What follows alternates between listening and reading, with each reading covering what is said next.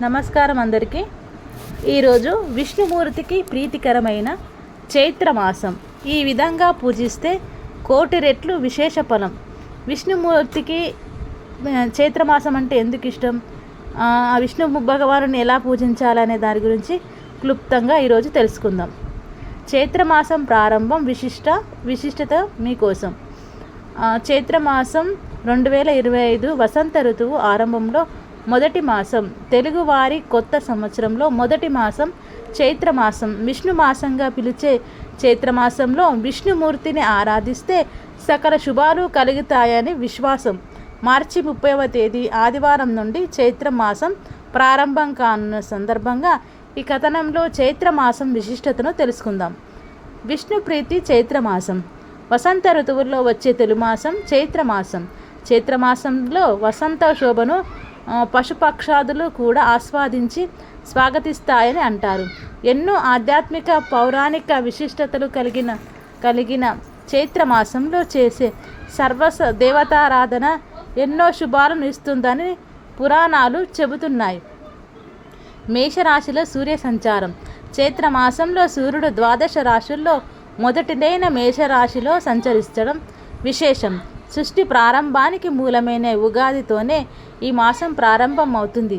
ఉగాది నాడే బ్రహ్మ సృష్టి చేయడాన్ని మొదలు పెట్టాడని, అందుకే ఈరోజు షడ్రుచుల సమ్మేళనం అయిన ఉగాది పచ్చడిని స్వీకరించడం ద్వారా జీవితంలో వచ్చే కష్టసుఖాలను సమానంగా తీసుకోగల స్థితప్రజ్ఞత సాధించగలగం. వసంత నవరాత్రులు. చైత్రశుద్ధ పాఠం నుండి నవమి వరకు గల 9 రోజులను వసంత నవరాత్రుల పేరిట జరుపుకుంటాం. ఈ 9 రోజుల్లో లలితా పరమేశ్వరిని ఆరాధించడం సాంప్రదాయం. వసంత నవరాత్రుల్లో రామాయణం పారాయణం కూడా విధిగా ఆచరిస్తారు. 9వ రోజైన చైత్రశుద్ధ నవమి రోజు శ్రీరామనవమి పర్వదినం. ఈ రోజు ఊరు వాడ సీతారాముల కళ్యాణం అంగరంగ వైభవంగా జరుపుకుంటాం. మరుసటి రోజైన దశమి రోజు శ్రీరామ పట్టాభిషేకం జరుపుకుంటాం. నిజానికి రామాయణంలో ఎన్నో ముఖ్య ఘట్టాలు ఈ 9 రోజుల్లో జరిగాయని పురాణాలు చెబుతున్నాయి. బాలేందు వ్రతం.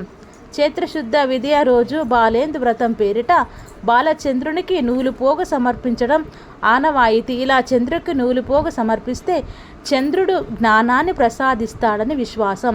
సౌభాగ్య గౌరీ వ్రతం. చైత్రశుద్ధ తదియ రోజు సౌభాగ్య గౌరీ వ్రతం పేరిట శివపార్వతులను ఆరాధిస్తారు. పార్వతీదేవి పరమశివుని భర్తగా పొందడానికి చేసిన తపస్సు చైత్రశుద్ధ తదియ రోజే ఫలించిందని, అందుకే ఈరోజు సౌభాగ్య గౌరీ వ్రతం ఆచరిస్తారు. కొన్ని ప్రాంతాల్లో ఆలయాల్లో చవితితో కూడిన తదియ రోజు శివపార్వతులకు డోలోత్సవం కూడా నిర్వహిస్తారు. ఈ ఏడాది కూడా చవితితో కూడిన తదియ వచ్చింది కాబట్టి ఆలయాల్లో శివపార్వతులకు డోలోత్సవం కూడా జరుగుతుంది.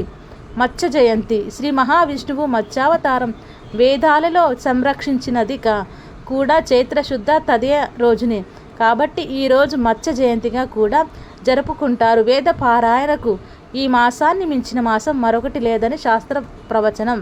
చైత్ర పౌర్ణమ. చైత్ర పౌర్ణిమ రోజు ఉపవాసం ఉండి చంద్రుని వ్రతం చేయటం వల్ల పాటు లక్ష్మీనారాయణులను పూజించటం విశేషమైన ధనలాభాలు కలుగుతాయని విశ్వాసం.